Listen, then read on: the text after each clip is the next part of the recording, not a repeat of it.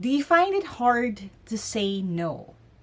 If you do, then this podcast episode is for you. Yan ang pag-uusapan natin today.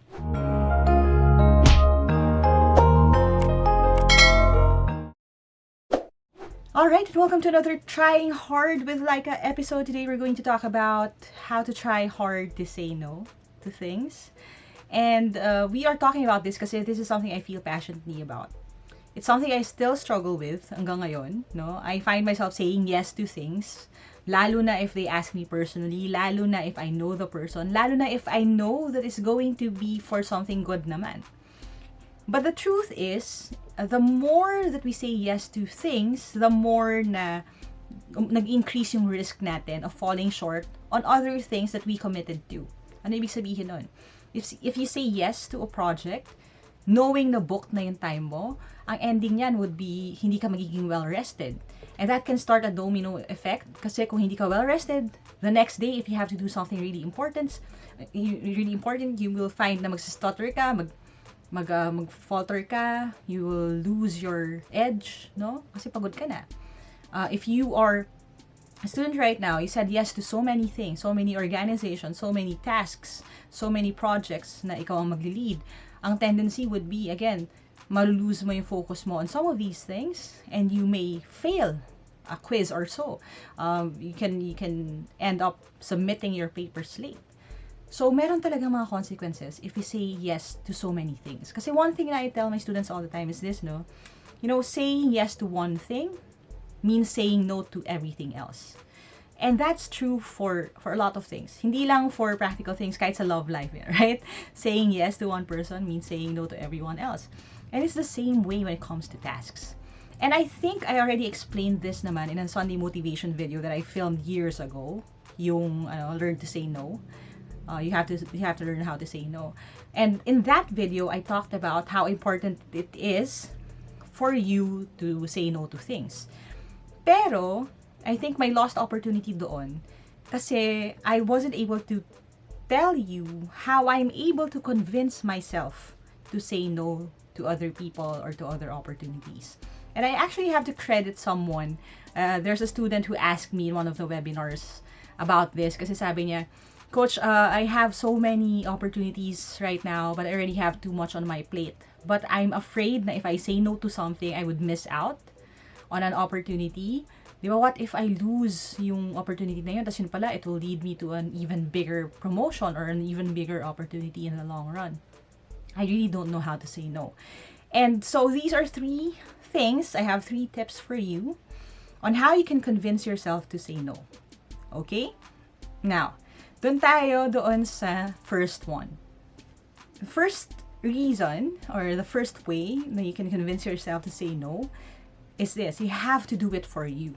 You have to do it for yourself. Bakit? Kasi we all know that the more na you overcommit and underperform, it will really hurt you.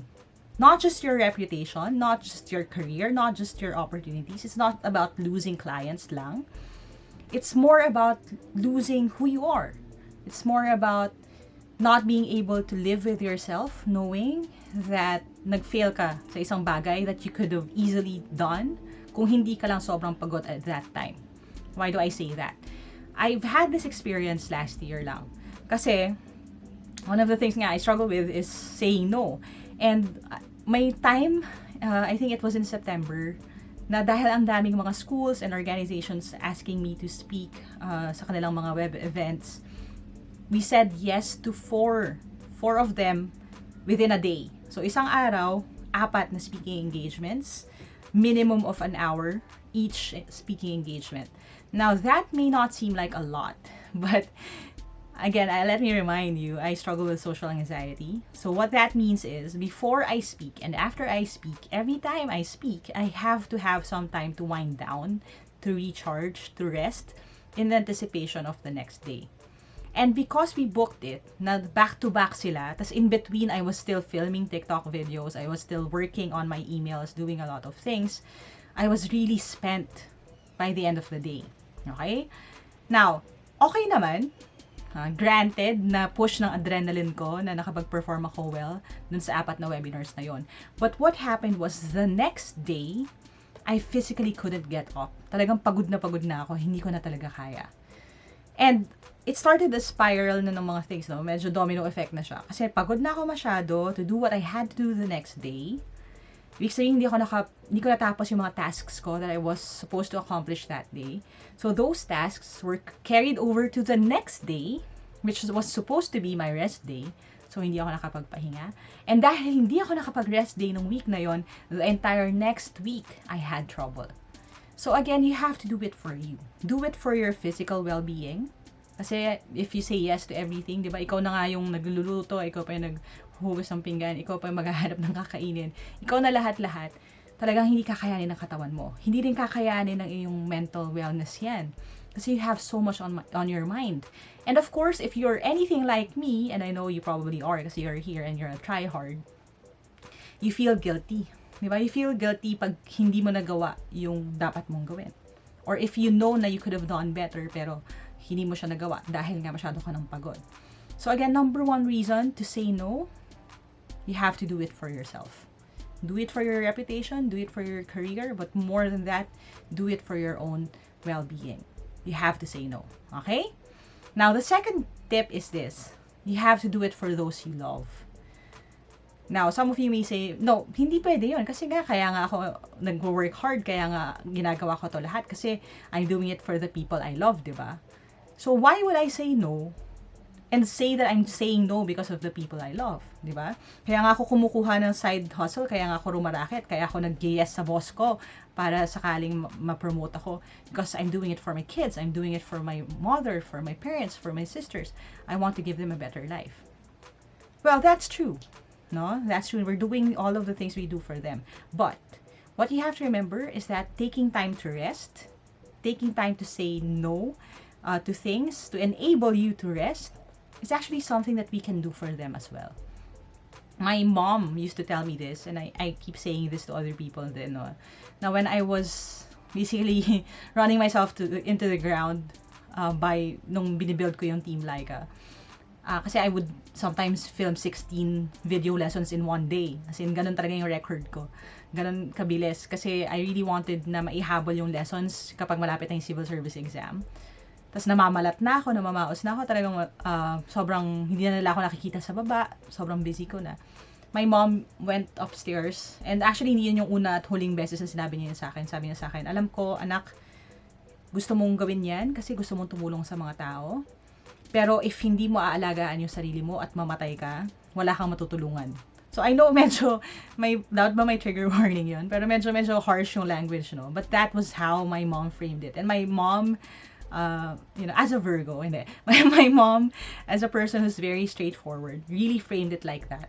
Sinabi talaga sa akin, sige, kung papatayin mo yung sarili mo katatrabaho, pag namatay ka, wala kang matutulungan. Walang gagawa yung ginagawa mo.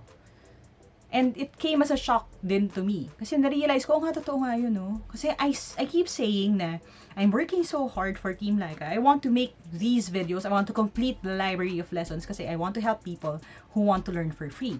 And that's true. That's been my war cry since day one. But the truth is, if hindi ako magpapahinga, and dahil doon magkakasakit ako, dahil doon, sabihin natin, mamamatay ako, yung dream ko will not happen. So, in order for my dream to happen, I have to do it then. I have to be more deliberate in taking time off to rest. So again, if you can't do it for yourself kasi you feel too selfish, and again, I know how that feels, say no for the people you love. Learn how to say no because you love them, because you want to honor them, you want to be with them more, and you want to give them a better life. So again, say yes to the things that matter, pero for the ones na hindi naman na ganoon ka-importante, or alam mo naman na pwede na yan na hindi ikaw yung gumawa, just say no. Okay? Alright, so quick recap lang. Trying hard to say no. Do it for you. Do it for your reputation. Do it for your well-being. Number 2, do it for the ones you love. Again, if you don't take care of yourself, you won't be able to be with them for a long time. You won't be able to keep your promises to them. So again, say no for them. Now, the third thing, and I would say this is kind of the deal breaker for me. Ito yung actually trump card. Ito yung nagpa-realize sa akin na okay, now I really have to say no to certain things. And I'll lead with this, no? Ako kasi I have a hard time doing things for myself. Struggle ko talaga yan. Like, if I buy something, for example lang I buy something for myself, I feel guilty. Yan. Alam ng mga people who know me in real life yan. That's why for the longest time, I really didn't buy anything for myself. I remember I was already earning fairly good money naman nung first corporate gig ko. Pero I was still wearing shoes from the department store. Yung mga unbranded, yung buy one take one kapag sale, ganun. I wouldn't buy anything for myself talaga. So I'm like that. But ang natutunan ko about myself is if I really want to push myself to do something, I have to do it for other people. That's kind of my motivation talaga. If I can twist it in a way na, okay, you're doing this for other people, then I would say yes. I would do that, no matter how difficult it is. If it's going to be a gift for someone else, I would spend money. I would give. Hindi lang para sa akin. And because of that, I have the third tip on why you have to say no and how you can convince yourself to say no to all these opportunities. Okay? Or all the side gigs, lalo na kung alam mo na hindi mo na kayang gawin. It's this. You have to do it for other people who need it more. Okay? Let's pause for effect. Okay. You have to say no so that other people who need that opportunity more can have that opportunity. That was actually my answer dun sa student who asked me that question dun sa webinar eh. Sabi ko, if you aren't able to say no, kasi inisip mo, okay, this is a great opportunity for me, I'm also doing this for my family, tell yourself na, if I keep saying yes to all these opportunities, knowing that there are other people who can do this job then, who also need the money, who also need the exposure and experience, I'm not just taking something. In a way, and again, this is not a generalization, no? Pero this is the way I talk to myself. In a way, I'm keeping this opportunity from them. Okay? Ano ibig sabihin doon? If ikaw yung laging bibo, and again, nothing wrong with that. Nasa Trying Hard podcast kayo. Lahat tayo dito bibo at hindi tayo nahihiya. No? Pero if ikaw lagi yung kumukuha ng mga projects na ito, ikaw lagi yung nag-lead, ikaw lagi yung nag-execute, and you don't say no para yung iba naman ang mag-shine or iba naman ang magkaroon ng opportunity to do something or to put their name up dun sa wall, you're not just taking something, you're robbing them of that opportunity. And so you have to say no. And, you know, in many ways, mas totoo siya dito sa Philippines, eh, no? Na when we talk about people who excel, sa totoo lang, people who excel, people who do well, kayo na mga tryhards, you would find, di ba? And let me know na lang dun sa conversations natin if you're part of the Trying Hard podcast community on Facebook, or if you want to tweet about it, use the hashtag Trying Hard with Lyqa.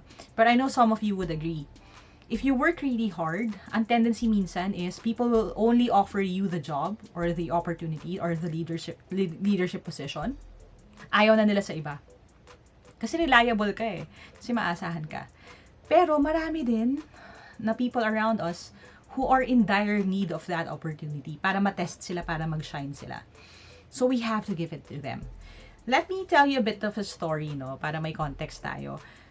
When I used to play in the music team, kasi I was part of the music team sa church, I used to play the drums. May masalimuot na kwento rin yan kung paano ako naging drummer at paano ako natanggap bilang drummer ng maraming tao, no? Although some of them hindi talaga natanggap na may babaeng drummer sa church. But when sabihin na natin kami yung band 1, kami yung ace band sa aming church. Me, my twin sister, si Coach Chubby, at saka yung iba pa naming mga friends. May mga, sabihin natin, may mga worship leaders who prefer us over the trainees that we had. Kasi syempre nag-train na kami ng mga papalit sa amin, ganun. And whenever we show up sa rehearsals with our trainees, they would say na, wag na lang si, kasi ang pinaka first student ko then was Brian. Wag na si Brian yung patugtugin natin, ikaw na lang uli. Pero we would always fight na sasabihin namin na, hindi po pwede kasi po kailangan niyang ma-train, kailangan niya ng opportunity. At saka iba na yung ginagawa ko nung time na yon. I would be teaching or doing something else. So I was there as a mentor Pero hindi na ako tutugtog. And I was doing that, I was saying no to that, hindi because ayaw ko tumugtog. Kasi, of course, as a musician, alam ng mga fellow musicians ko yan, di ba? Anytime na we get to play, it's always a fun time. But we kept saying no because we knew that other kids needed the training more. And honestly, ang flip side niyan is kasi alam ko rin yung feeling na ako yung bata na hindi masyadong magaling. Tapos ako yung kailangan mag-giveaway kasi ang gusto nilang tumugtog for them ay yung mentor ko na mas magaling sa akin. So again, when it comes to saying no to things, even if that thing is really good, ask yourself, do I already have enough on my plate? At itong bagay na ito, pwede ba itong gawin ng iba na mas better than me? Pwede ba itong gawin ng iba para maging first time naman nila na magkaroon sila ng exposure at experience? Mas maganda pa tong i-let go ko na lang para maging side hustle ng ibang tao who is looking for a job right now. And that way, you can think na, okay, this is not a lost opportunity. This is me letting go and giving it to someone who deserves it better. Okay? So, yun yung aking 3 tips. I know it's a really quick list, but I'm hoping may take away kayo from this. Again, if you're trying hard to say no to things, you have to talk to yourself, say na you're doing it for you, you're doing it for those you love, and you're doing it for the other people who need that opportunity more. And hopefully, next time, it'll be easier for you to say no, okay, to the other thing, the one thing that comes along, okay? And again, if you want to join the conversation, you can join the Trying Hard podcast community on Facebook right now. And of course, you can use the hashtag Trying Hard with Lyqa, Trying Hard with LYQA. When you post on social media, Twitter, Facebook, or anywhere else, para we can find you. We also have a brand new TikTok account for the Trying Hard podcast, so you can look for it. It's at Trying Hard Podcast on TikTok, and meron din tayo na mga social media accounts for Trying Hard as well.